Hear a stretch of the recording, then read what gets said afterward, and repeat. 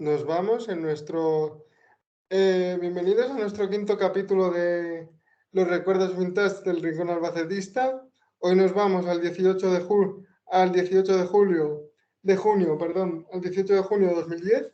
Quedaban 3 semanas para que España fuese campeona del mundo, pero vamos un poquito a retroceder en el tiempo, y es que en la temporada 2009-2010 vino el particular Florentino Pérez de la Mancha, y es que Rafael Candel se hacía con la presidencia del club tras vencer en las elecciones el 30 de junio de 2009 a Ubaldo González Garrote por un 70-30 de posesión, si esto fuera un partido de fútbol. Candel viene con una hora de ilusión debajo del brazo, dice durante todo el verano que se piensa en pos del ascenso, se hacen un total de 16 fichajes entre los que están Fernando Sales, Antonio Hidalgo, Estuani, David Sousa, López Ramos, Antonio Notario, Manuel Blanco, Amantegui y demás jugadores para intentar hacer, en palabras del presidente, intentar luchar por el ascenso, cosa que al final no se cumple, pero ya iremos. Es una temporada caótica a nivel institucional, y no solo institucional, sino económico, porque se proyectaron unos ingresos de alrededor de unos 3 millones de euros y solo se consiguieron un 1,8, con lo cual en esos momentos duros que eran de crisis económica, cavaron un poco más la tumba, si no estaba medio cavada ya, en el sentido de que el Albacete, por ejemplo, debía en aquella temporada unos 16 millones de euros en total. La pretemporada fue mejor que la anterior, no cabe duda, con amistosos otra vez por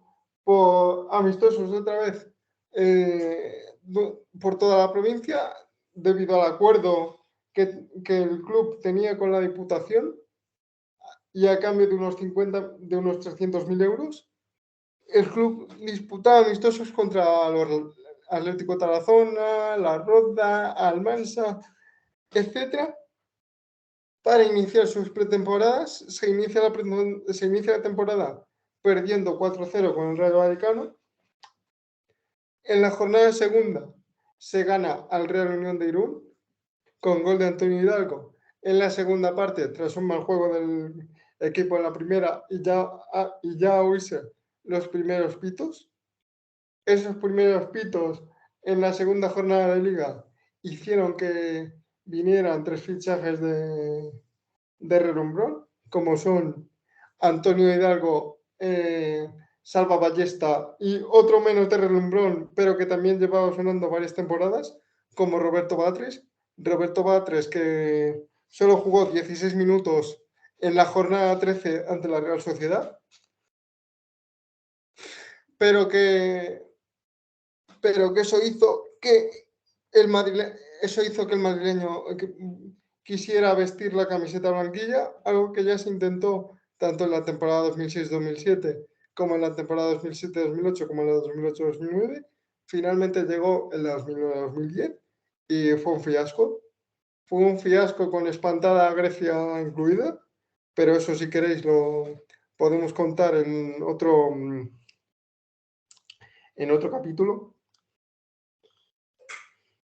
Y llegamos y es la última temporada, una de las pocas temporadas de la historia, mejor dicho, en las que el Albacete tiene a los 3 técnicos un número igualitario de jornadas.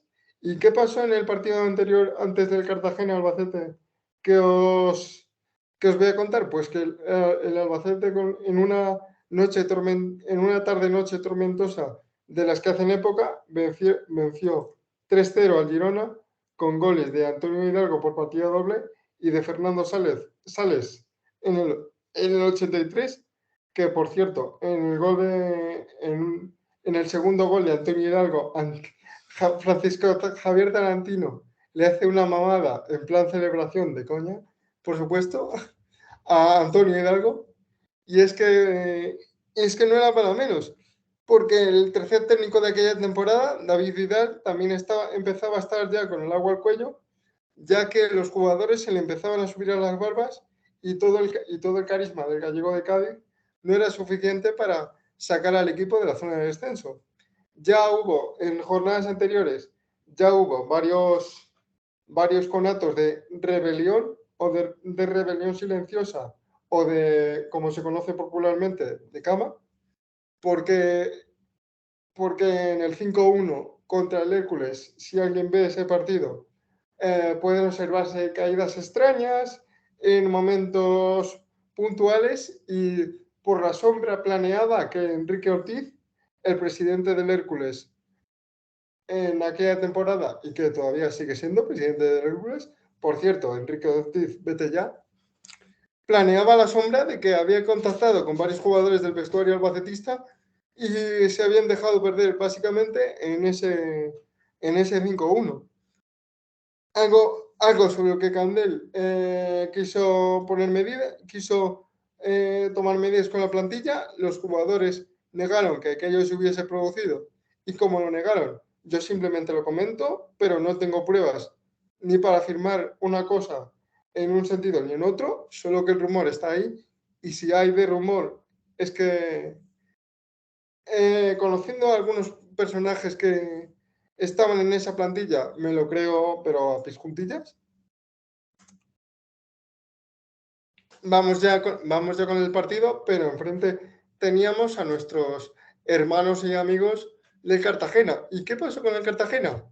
El Cartagena estaba viviendo la mejor temporada de su historia a nivel clasificatorio, ya que en la temporada anterior lograron ascender en Alcoy frente al Alcoyano por un 0-1 y en la temporada 2009-2010 fueron la revelación de la categoría de plata, quedándose a varias jornadas de ascender a Primera División, siendo el técnico cartagenero, ¿quién? Pues el técnico albacetista de la temporada pasada, Juan Ignacio Martínez. Un Juan Ignacio Martínez que tras haber tenido una campaña exitosa la temporada anterior y haberlo echado, para mí, justamente, porque el objetivo del Alba aquel año era sin duda alguna la permanencia, apoyándose en veteranos como Pascal Sigán, Mariano Sánchez o el propio Enrique de Lucas, junto a jóvenes con Ander Lafuente o Antonio Longas, o los goles del veterano Víctor, que luego seguiría la temporada siguiente a Leganés. Luego seguiría la temporada siguiente a Leganés. En cuanto a los partidos, el Cartagena se quedó sin opciones de ascenso en el partido contra el Betis. En el partido contra el Betis de la segunda vuelta, aunque cuando realmente se quedó sin ascenso, para mí fue el 3-5 de la jornada 38 ante el Levante, un 3-5 que tuvo de autores de goles a Mariano Sánchez en el 31, Ander Lafuente hizo el 2-1 4 minutos después, lo que parecía que se iba a poder remontar el partido, pero los goles de Robusté, el 0-1 en el minuto 4, de Rubén Suárez en el 56, otra vez de Robusté 2 minutos después, madre mía qué locura, y otros 2 tantos en 2 minutos de Javi Guerra, que luego después iría al Rayo Vallecano, hicieron que el equipo departamental se quedase sin una temporada en Primera División que yo creo, y bajo mi opinión, se merecen estar en Primera División. Pero, repito, es mi opinión. Habrá gente de otras partes de España que diga que el Cartagena no merece estar en Primera, pero yo sí lo creo así. Vamos ya con el partido. Ese 21 de junio de 2010, por cierto, ese mismo sábado se disputó la final de la Copa Europa en el Bernabéu entre el Inter y el Bayern de Múnich. Vamos con las alineaciones.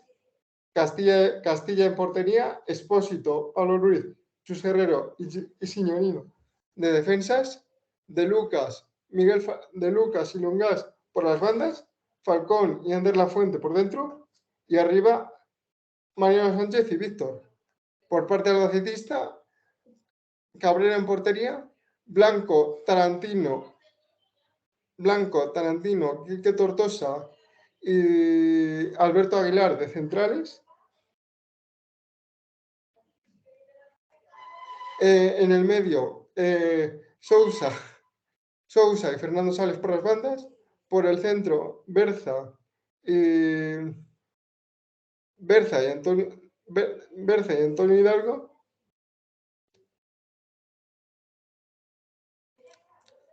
No, por las bandas, perdón, me cago en la leche.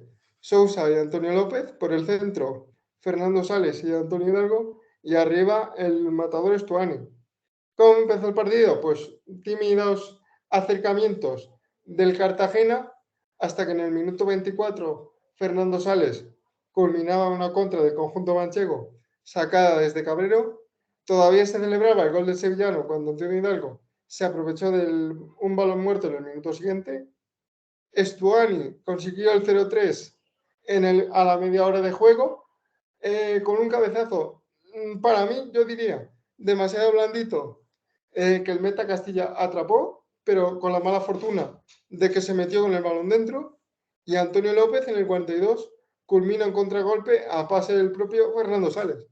El segundo tiempo no existió y el segundo tiempo se centró básicamente, como en Murcia también se jugaba el descenso aquella jornada junto con el Albacete, los cartageneros por la rivalidad y los hechos acontecidos en ambos derbis de la región de Murcia, quisieron que el Albacete se salvara y que se fuera el Murcia a la División de Plata, algo que ocurrió, pero ¿cómo ocurrió? Ocurrió de la manera más agónica posible. En el minuto 93, en el Girona-Murcia de esa misma jornada 42 de la 2009-2010, le pitan un penalti a favor, el penalti lo lanza Keiko Ratón falla en primera instancia el penalti, pero el rechace lo convierte el propio Keiko Ratón para mandar al Murcia, que se estaba jugando junto con el Girona, a la categoría del 11, algo que hizo estallar de júbilo al estadio de Cartago Nova, pero el karma justamente en ese momento se encargaría de darnos una buena lección a los que celebramos o celebraron el descenso del Murcia, cosa que yo no hice. Yo no hice por una cosa que os cuento ahora mismo, y es que si escupes para arriba, lo más seguro que el salivazo te cae en la punta de la nariz. Y esto fue lo que pasó, que el salivazo nos cayó en la temporada siguiente en la punta de la nariz, pero eso si queréis lo comentamos otro día. Uno de los hombres más felices fue sin duda David Vidal, que pensaba que se iba a quedar en el conjunto castellano-manchego la siguiente temporada, pero no se quiso o no se llegó a un acuerdo. Yo más bien creo que fue lo primero. Y David Vidal lo empezó en la temporada 2010-2011, pero el que sí le empezó fue un discípulo suyo, Antonio Calderón. ¿Qué pasaría con el Cartagena? Lo mismo. Juan Ignacio Martínez se despediría ese mismo verano y el Cartagena descendería descendería 2 temporadas después, tras haber tenido en la 2010-2011 una temporada tranquila en la que acabó en mitad de la tabla. Pero sin duda el recuerdo del 19 de junio de 2010 nos quedará para muchos en lo más hondo de nuestro corazón. Y yo recuerdo que lo que estaba haciendo era estudiar o intentar estudiar un examen de literatura del siglo XVII, cosa que no logré porque me estaba viendo mientras estudiaba cómo caía un gol tras otro, y sobre todo con la alegría, con el pitido final, mucha alegría y un abrazo me abracé, mejor dicho, a mi difunto padre. Yo sin ser todavía del Albacete, que cuando me hice del Albacete fue en la eliminatoria de 2 años después contra el Atlético de Madrid, pero eso ya si queréis lo cuento otro día. Si quieres conocer más historias del Albacete Balompié, sígueme.